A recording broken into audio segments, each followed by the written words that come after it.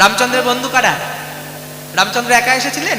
ওই চার ভাই, চারজন নারায়ণ, চার ভাই হয়ে এসেছেন ত্রেতা যুগে। তারা কে কে? রাম, লক্ষ্মণ, ভরত, শত্রুঘ্ন। এই যে চার ভাই, চার ভাই রূপে যখন তারা খেলছেন, চার ভাইয়ের সঙ্গে কিছু বন্ধু জুটলো। তারা কে কে? যেমন ওই বিভীষণ হচ্ছে রামের বন্ধু, গোহক চণ্ডাল হলো রামের বন্ধু, রাক্ষস রাজ বিভীষণ রাক্ষস ছিলেন, রাক্ষস কুলে জন্মগ্রহণ করেছেন, কিন্তু দেখো ওই রাক্ষস কুলে জন্মগ্রহণ করেও তিনি কিন্তু ভগবানের নাম নিতে ভুলে যাননি। বানররাজ সুগ্রীব রামের বন্ধু।